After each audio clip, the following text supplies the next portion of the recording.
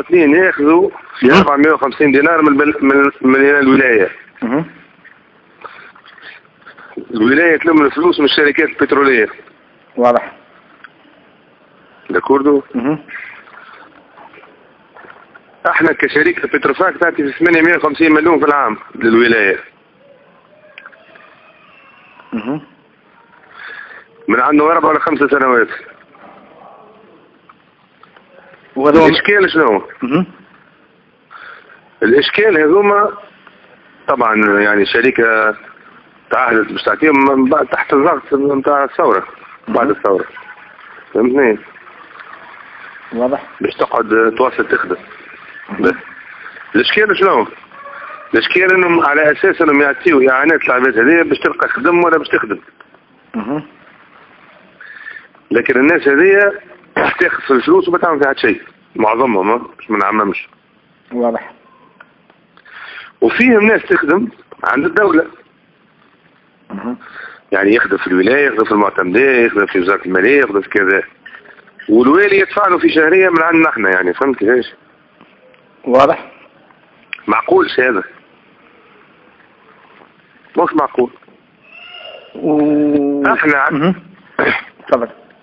خلينا السيد الوالي على علم عنا عام، كما نقولوا اعطيناه مهلة نتاع عام، انه راهو احنا هذايا راهو ما عادش نجموا نعملوه. لانه العباد هذوما كما قلت لك ما يعملوا في شيء وما نعرفوهمش ويتقاضوا في اجر. ويتقاضوا في اجر، وكانت فرصة سعيدة ان يورونا وجوههم البارح لأول مرة. ما ينتميوش للشركة، ما يعملوش الشركة هما. جميع هذه ما نعرفوهمش. واضح. راني كان جيت تخدم في الدولة، أنا كان جيت نخدم مدير عام في شركة في الدولة، ويشدوني ويحاسبوني على أن أعطاء شهريات الناس ما نعرفهاش. راهم حالوني على الفصل 96 امبلوا فيكتيف. فهمتني؟ واضح. احنا شكوننا عندنا عام السيد الوالي ولا السلطة ولا الاتحاد؟ راهو هذا ماهوش معقول تحت الفلوس واحد ما تعرفوش ويعقف في الدار. احنا نحبوا المونطون تاع 58 مليون، نحبوا نحافظوا عليه ونحطوه في جزيرة قرق، لكن نحطوه في مشاريع تستخدم في العباد. يعني هما كانت لما عملوا في شركة ولا عملوا حاجة راهو اعطيناهم يخدموا. فهمني كيفاش؟ ويخدموا اون بون دي فورم، مش فيكتيفمون مخبيين. تعرف عليه انت كيفاش وقع التقاهم من 256 عبد هذوما؟ بالكش على ولاء حزبي. صحيح ولا صحيح؟ ممكن كل شيء ممكن. لا بالكش جوزي طاير مناش. بالكش نقول بالكش في عروشية. هذا ولد عم فلان وهذا ولد عم فلان. ما نعرفش. معناها انتم من وجهة نظر نتاعكم تحبوا المبالغ هذه تصرف لفئات جزيرة قرقنة ويتم فيها انشاءات جديدة ومراكز عمل جديدة. برافو عليك. يكون خير. برافو عليك. ويجيبل. واضحين.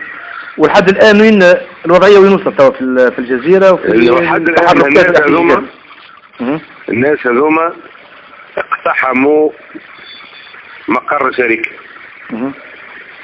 وعطلوا الانتاج، وقفت الشركة عن التشغيل. وقف الانتاج؟ اي نعم.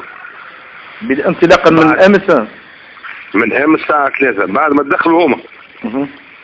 واصبح العمل يعني فور دي ريزون سيكوريتي ما غير ممكن. واضح. وتلقينا استدعاء من سيد الوالي اجتماع غدوة مع ممثلين وزارة الصناعة. لكن هاني نأكد لك أنا إذا كان يتم الجماعة يقعدوا ديما داخل في الشركة والشركة معطلة، أنا مانيش في نحضر الاجتماع وما نناقش تحت ضغط أنا نتاع جماعة الشارع. واضح ومعقول. هذا موقفي وجسبير لينا واضح معك. واضح.